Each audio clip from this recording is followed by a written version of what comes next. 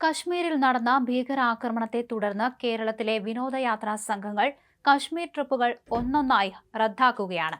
April May മാസങ്ങളിൽ അവധിക്കാല വിനോദയാത്രകൾക്കായി ഒരുങ്ങിയിരുന്ന നിരവധി പേർ കശ്മീരിലെ സംഭവത്തോടു കൂടിയാണ് മാറ്റേണ്ടി വന്ന സാഹചര്യമുണ്ടായത്. ഓഗസ്റ്റ് വരെ റദ്ദാക്കിയ ബുക്കിംഗുകൾ ഉണ്ട്. കശ്മീരിലെ ടൂർ ഓപ്പറേറ്റർമാരായ കണ്ണൂർ സ്വദേശിനി അഞ്ജലി ഉൾപ്പെടെയുള്ളവർ ഒരു വാരത്തെ മുഴുവൻ ടൂറുകളും റദ്ദായതായി അറിയിച്ചു. ശാന്തമായ അന്തരീക്ഷം തിരിച്ചുകിട്ടിയതോടെ കഴിഞ്ഞ കുറച്ചു മാസങ്ങളായി കശ്മീർ വിനോദസഞ്ചാരികൾക്ക് പ്രിയപ്പെട്ട സ്ഥാനമായി മാറിയിരുന്നു. എന്നാൽ പുതിയ ഭീകരാക്രമണങ്ങൾ ഈ വളർച്ച തടസ്സപ്പെടുത്തി. കോഴിക്കോട്ടെ സഹ്ര ടൂർ ട്രാവൽസിന്റെ MD ഷമീർ പാഴൂർ അഭിപ്രായപ്പെട്ടു. നൂറുകണക്കിന് കേരള ടൂർ ഓപ്പറേറ്റർമാർക്ക് ഈ പശ്ചാത്തലം വലിയ സാമ്പത്തിക നഷ്ടമാണ് വരുത്തിയിരിക്കുന്നത്. യാത്രക്കിടയിൽ തന്നെ ചിലർ സുരക്ഷാ ആശങ്കകളിലാണെന്നും തിരികെ മടങ്ങാനായുള്ള ശ്രമങ്ങൾ വിമാന ടിക്കറ്റില്ലായ്മ മൂലം തടസ്സപ്പെടുന്നതായും റിപ്പോർട്ടുകൾ വ്യക്തമാക്കുന്നു. ശ്രീനഗറിലെത്തിയ കേരള MLA മാർക്കും ബുധനാഴ്ച മടങ്ങാനുള്ള ശ്രമം ടിക്കറ്റ് ലഭ്യതക്കുറവ് മൂലം വൈകിയെന്ന് MLA T സിദ്ദിഖ് പറഞ്ഞു. അതേസമയം പുൽഗാമിന് പുറമെ മറ്റ് വിനോദ കേന്ദ്രങ്ങളിൽ സന്ദർശകർ എത്തുന്നുണ്ടെന്ന് വിവേകാനന്ദ ട്രാവൽസ് മാനേജർ സജിത് വ്യക്തമാക്കി.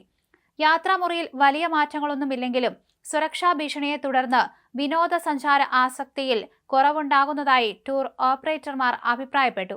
26 പേരുടെ മരണത്തിനിടയാക്കിയ പഹൽഗാമിലെ ഭീകരാക്രമണത്തിന്റെ പശ്ചാത്തലത്തിൽ വ്യാഴാഴ്ച സർവകക്ഷി യോഗം ചേരാനിരിക്കുകയാണ്. പാർലമെന്റ് അനക്സിൽ വൈകുന്നേരം 6 മണിക്കാണ് യോഗം ആരംഭിക്കുന്നത്. യോഗത്തിന് പ്രതിരോധ മന്ത്രി രാജ്നാഥ് സിംഗ് അധ്യക്ഷത വഹിക്കും. കോൺഗ്രസ് അടക്കം എല്ലാ പ്രതിപക്ഷ പാർട്ടികളിലെയും നേതാക്കളെ യോഗത്തിന് ക്ഷണിച്ചിട്ടുണ്ട്. ഭീകരാക്രമണത്തിന്റെ വിശദാംശങ്ങളും സ്വീകരിച്ച തുടർ നടപടികളും യോഗത്തിൽ വിശദീകരിക്കും. കേന്ദ്ര മന്ത്രിസഭാ സമിതി കഴിഞ്ഞ ദിവസം യോഗം ചേർന്നതിന് പിന്നാലെയാണ് ഇന്നും യോഗം ചേരാൻ തീരുമാനിച്ചിരിക്കുന്നത്.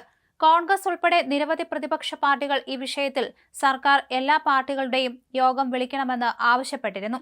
എന്തായാലും ആഭ്യന്തരമന്ത്രി അമിത്ഷായും രാജ്നാഥ് സിംഗും വിവിധ പാർട്ടികളുടെ നേതാക്കളുമായി സംസാരിക്കും. ഭീകരാക്രമണത്തിൽ പാകിസ്ഥാന്റെ പങ്കിനെക്കുറിച്ച് വ്യക്തമായതോടെ കടുത്ത നടപടികളിലേക്ക് ഇന്ത്യ കടക്കുകയാണ്.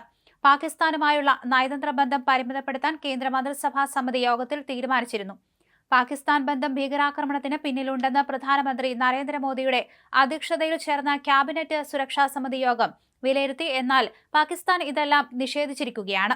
ഇന്ത്യക്കെതിരെ തിരിച്ചടിക്കാൻ തന്നെയാണ് പാകിസ്ഥാൻ തീരുമാനിച്ചിരിക്കുന്നത് എന്നാണ് ഇന്ന് പാകിസ്ഥാൻ പറഞ്ഞത്. അതിന് തൊട്ടു പിന്നാലെയാണ് ഇപ്പോൾ വിവിധ പ്രദേശങ്ങളിൽ സൈന്യം തിരിച്ചടിച്ചുകൊണ്ടിരിക്കുന്നത്. 26 പേരാണ് സംഭവത്തിൽ മരിച്ചിരിക്കുന്നത്.